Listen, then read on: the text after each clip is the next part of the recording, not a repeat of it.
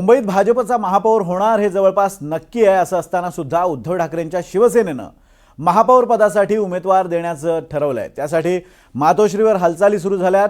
मुंबई महापालिकेची लढाई ठाकरेंच्या शिवसेनेनं नेटानं आणि निकरानं लढली आहे। आता शेवटच्या क्षणापर्यंत ठाकरे त्यांचं हेच लढण्याचं स्पिरिट कायम ठेवणार असं दिसतंय। 11 फेब्रुवारीला महापौर पदाची निवड होणार आहे।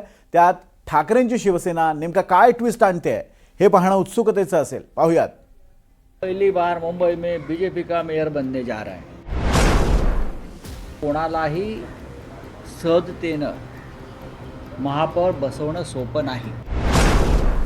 का आमचा का नाही निवडला जाणार? आमचा का नाही निवडला जाणार? आमचे पर्याय सगळे उपलब्ध आहेत। आमचा बघा, या मुंबईला परंपरा आहे बाळासाहेब ठाकरेंच्या शिवसेनेचा महापौर पाहण्याची। मुंबईत ठाकरेंनी भाजपला कडवी झुंज दिली, पण अखेर भाजपची सरशी झाली। तरीही मुंबई म्हणजे शिवसेना आणि मुंबई म्हणजे ठाकरे। ठाकरेंसाठी हेच गणित पक्क आहे। म्हणूनच की काय, तर मुंबईसाठी शेवटच्या क्षणापर्यंत लढण्याचा निर्णय ठाकरेंच्या शिवसेनेनं घेतलाय। मुंबईमध्ये भाजपचा महापौर होणार हे सरळ स्पष्ट स्वच्छ असतानाही ठाकरेंची शिवसेना महापौर उपमहापौर पदासाठी उमेदवार देणार आहे। म्हणजेच मुंबईमध्ये महापौर उपमहापौर बिनविरोध निवडून आणण्याचा भाजप शिवसेनेचा डाव ठाकरेंची शिवसेना हाणून पाडणार आहे। मुंबई महापालिका निवडणुकीत महापौर आणि उपमहापौर पदासाठी ताकदीचे उमेदवार मैदानात उतरवण्यासाठी मातोश्रीवर हालचाली सुरू झाल्या। 8 फेब्रुवारीपर्यंत एकाही नगरसेवकानं मुंबईच्या बाहेर जायचं नाही असे आदेश ठाकरेंनी दिले।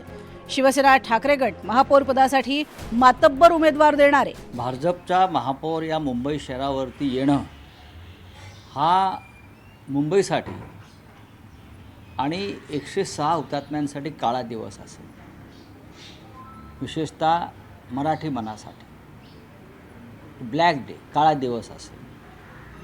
कारण ह्या मुंबईचं अस्तित्व आणि अस्मिता संपवण्याची कामगिरी भाजपने केली। तर ते पक्षात चर्चा होईल। पक्षामध्ये उद्धवजींच्या नेतृत्वाखाली आम्ही सगळे बसू आणि चर्चा करू।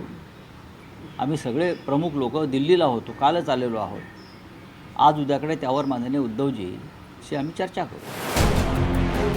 आता मुंबईतलं संख्याबळ पहा। एकूण 227 नगरसेवकांपैकी भाजप 89, शिवसेना 29, राष्ट्रवादी 3, शिवसेना ठाकरे गट 65, काँग्रेस 24, मनसे 6, MIM 8, समाजवादी पक्ष 2।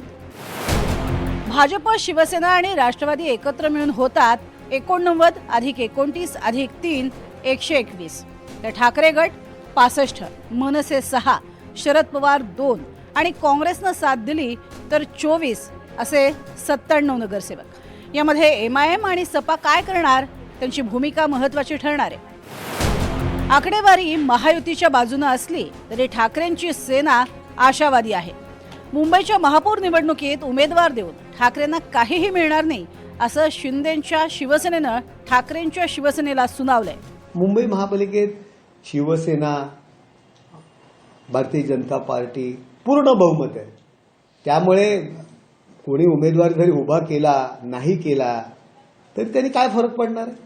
आमचं पूर्ण बहुमत आहे। त्यामुळे या सगळ्या ज्या काही ट्रिक्स आहेत त्या ट्रिक्समुळे आमच्या युतीमध्ये काही फरक पडणार नाही। तो काळा दिवस संजय राऊत यांच्यासाठी असेल आणि महाराष्ट्रासाठी मराठी माणसासाठी तो सुवर्ण दिन असेल।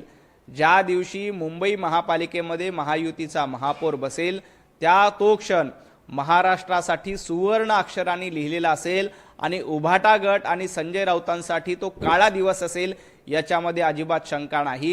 ज्या पद्धतीनं 25 वर्ष मुंबईला लुटण्याचं काम उभाटा गटाच्या माध्यमातून केलंय, या लुटीपासून थांबण्याचा तो सुवर्ण दिन असेल। 7 फेब्रुवारीला महापौर पदासाठी अर्ज स्वीकारले जाणार आहेत। तर 11 फेब्रुवारीला महापौर निवडला जाईल। 11 फेब्रुवारीला सभागृहाचं कामकाज सुरू होण्याच्या 15 मिनिटं आधी महापौर पदासाठी अर्ज मागे घेण्याची मुदत असणार आहे। भाजपचाच महापौर आणि शिंदेंच्या शिवसेनेचा उपमहापौर होईल असं आता तरी चित्र स्पष्ट आहे। मात्र गरज लागली तर भाजप बरोबर जाऊ, पण शिंदेंना धडा शिकवायचा आहे। असं संजय राऊत महापालिकेच्या निकालानंतर म्हणाले होते.